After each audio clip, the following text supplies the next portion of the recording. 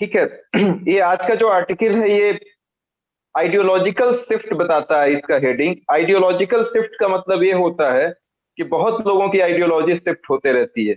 बहुत पहले बहुत लोग बहुत कुछ कहते थे, आज के डेट में कुछ और कहते हैं, तो उसको हम कह सकते हैं आइडियोलॉजिकल शिफ्ट। आइडियोलॉजिकल शिफ्ट ये किस कॉन्टेक्स्ट में लिखा गया है? एक सुप्रीम कोर्ट के जज हैं जिनका नाम है justice Abdul Nazeer. Supreme court के एक जज हैं जिनका नाम है जस्टिस अब्दुल नजीर।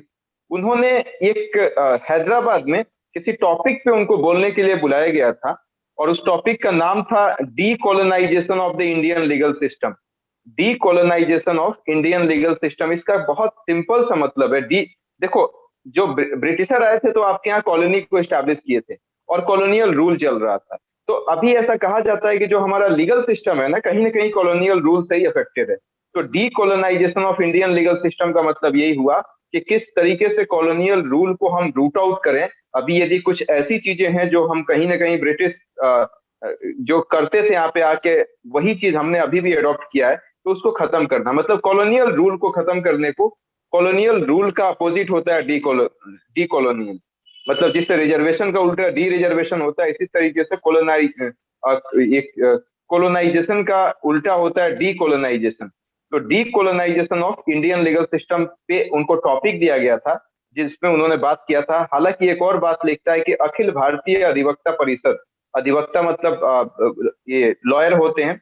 अखिल भारतीय अधिवक्ता परिषद का कोई मीटिंग था। ये अखिल भारतीय अधिवक्ता परिषद बहुत हद तक बीजेपी से इंस्पायर्ड है, ये समझिएगा। जैसे अखिल भारतीय विद्यार्थी परिषद एबीवीपी होता है, इसी तरीके से कांग्रेस का एनएसयूआई होता है। तो उसी तरीके से जो लॉयर का विंग है ना, जो बीजेपी से कहीं ना कहीं कंप्लाई करके चलता है बीजेपी की आइडियोलॉजी से, वो यही है अखिल भारतीय अधिवक्ता परिषद। उसमें ये बोलने गए थे, और बोलते बोलते कुछ ज्यादा बोल दिया इन्होंने। इन्होंने बोला कि लीगल सिस्टम का इंडियनाइजेशन होना चाहिए। हालांकि काफी स्टैंडर्ड वर्ड है, और किसी को भी लगेगा हाँ भाई बिल्कुल होना चाहिए लीगल सिस्टम का इंडियनाइजेशन। लेकिन इन्होंने बात ये कह दी कि जो पुराना सिस्टम था ना वही हमारा अच्छा था। पुराना सिस्टम हमारा अच्छा था मतलब कि जो मनुस्मृति थी वो अच्छा था, कौटिल्य का अर्थशास्त्र अच्छा था, और इसके साथ साथ यज्ञवाल्क्य जो उपनिषद के बारे में बताता है, जिसमें आर्ट ऑफ लाइफ के बारे में बताया गया है। तो ये इन्होंने इन तीनों चीजों की बातें कही कि मनु भी अच्छा है, मनु अच्छे थे, कौटिल्य अच्छे थे, याज्ञवल्क्य अच्छा है, ऐसी बात इन्होंने कही थी। तो राइटर इस बात से एक्चुअली इत्तेफाक नहीं रखते हैं। राइटर ये कहते हैं कि कौटिल्य की थ्योरी में लिखा हुआ था साफ साफ कि यदि कोई मेल ड्यूटी करते वक्त किसी फीमेल एम्प्लॉई से बात करे तो उसको दंडित करने का प्रावधान था। आज के डेट में कितना हद तक ये जायज है, ये आपके विवेक पे मैं छोड़ता हूँ। उसमें लिखा हुआ है कौटिल्य के थ्योरी में, उसमें यह भी लिखा हुआ था कि जुडिशियल करप्शन जो है ना, वो तीन तीन लोगों को उन्होंने क्रिमिनल माना था, एक ही टाइप का क्रिमिनल।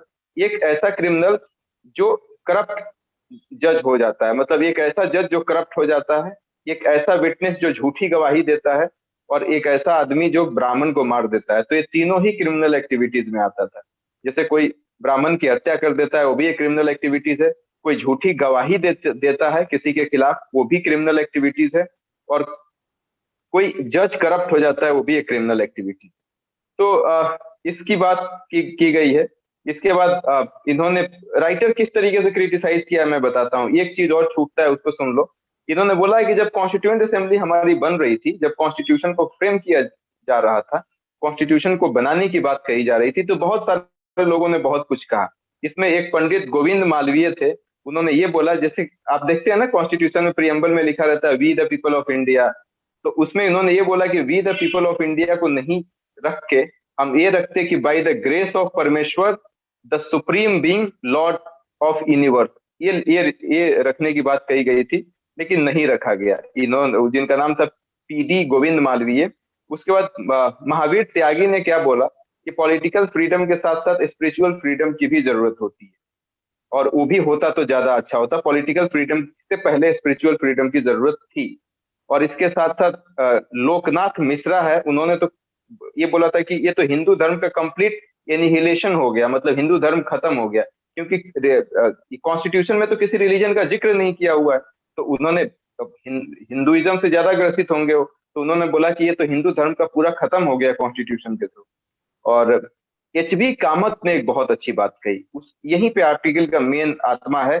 इसको ध्यान से सुन लो, उसके बाद ये पूरा का पूरा, एक भी लाइन नहीं समझ में आया तो कोई मतलब नहीं है। इस पॉइंट को ढंग से सुनना। एचबी कामत ने बोला क्या? एचबी कामत ने बोला कि जो ये अब्दुल नजीर ने बात कही है ना, बीजेपी से ग्रसित होके, कि बीजेपी बीजेपी से कहीं ना कहीं इंक्लाइंड है अब्दुल नजीर, जो इन्होंने बात कही है वो सरासर गलत बात है, ऐसा मतलब इंडिकेट कर रहे हैं। वो ये कह रहे हैं कि यूरोपियन हिस्ट्री से हमें ये सीखने की जरूरत है कि जब भी कभी स्टेट में रिलीजन इंटरफेयर किया है तो एक बहुत बड़ा खून खराबा हुआ है। तो ये अच्छा होगा कि स्टेट को अपना रोल प्ले करने दिया जाए और रिलीजन अपनी जगह पे चले। ये दोनों, यदि रिलीजन स्टेट का रोल ले लेगा या स्टेट रिलीजन से मिक्स हो जाएगा, स्टेट का मतलब एडमिनिस्ट्रेशन, रिलीजन का मतलब ये डिवीजन ऑफ पावर की बात कह रहा है कि रिलीजन अपना काम करते रहे, स्टेट अपना काम करते रहे। और किसी एक रिलीजन को यदि हम स्पेसिफाइड कर देते हैं, चाहे वो इस्लाम ही क्यों नहीं हो, चाहे वो बीजेपी ही क्यों, सॉरी, चाहे वो हिंदू ही क्यों नहीं हो, चाहे वो क्रिश्चियनिटी क्यों नहीं हो, तो कहीं ना कहीं एक बहुत बड़ा प्रॉब्लम होने वाला है। तो ये अच्छा है कि हमारी कंट्री एक सेक्युलर कंट्री है, सेक्युलर बन के रहे।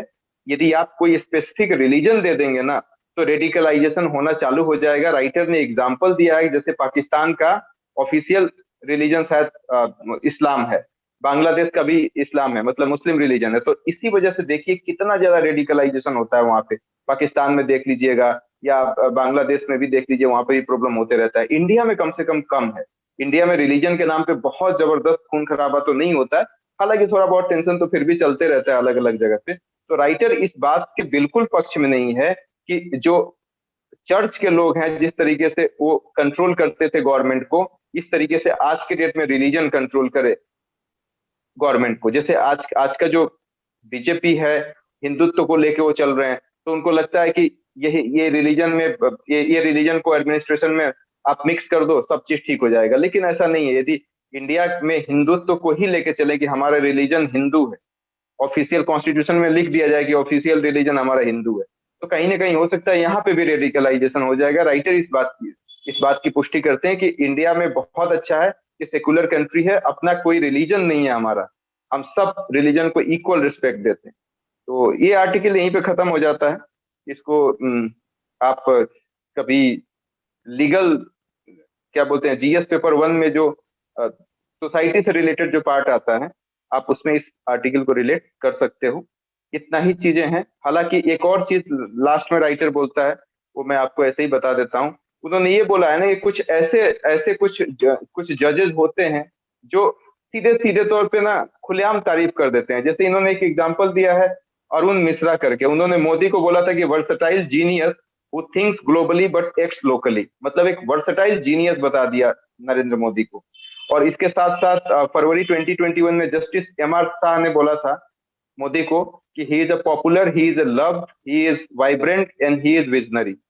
कहने का मतलब कि पब्लिक डोमेन में आप ऐसे गवर्नमेंट के बारे में बोलिएगा जुडिशरी के होके, तो आम पब्लिक को क्या इमेज जाएगा? क्योंकि मैं मान लो कि मैं तारीफ कर रहा हूँ मोदी की, मोदी बहुत अच्छे हैं, या मैं होम मिनिस्टर की तारीफ कर रहा हूँ, तो कल को क्या मुझे उन्हीं के खिलाफ कोई मैटर पे जजमेंट देना होगा, तो यदि मैं कुछ भी देता हूं तो पब्लिक के डोमेन में, तो मुझे सस्पिशन के तहत ही देखा जाएगा, क्योंकि मैंने तो पब्लिक डोमेन में आगे कह दिया है कि he is very nice, he is very good.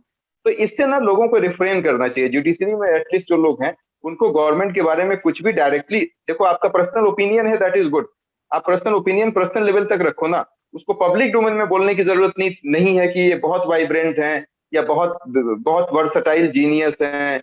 ये सब कम से कम पब्लिक डोमेन में मत बोलिए, क्योंकि गवर्नमेंट के अगेंस्ट में भी केस आप डील करते हैं, और वैसा कोई केस आ गया फिर आप कुछ भी फैसला सुनाइएगा, आप शक के घेरे में रहिएगा, क्योंकि लोगों को तो पता चल जाएगा कि आप इतना गवर्नमेंट के बारे में, या आप ये पर किसी एक पर्टिकुलर लीडर के बारे में जो गवर्नमेंट में है इतना कुछ बोलते हैं, तो ऑब्वियसली आप फेवर में तो फैसला सुना नहीं सकते।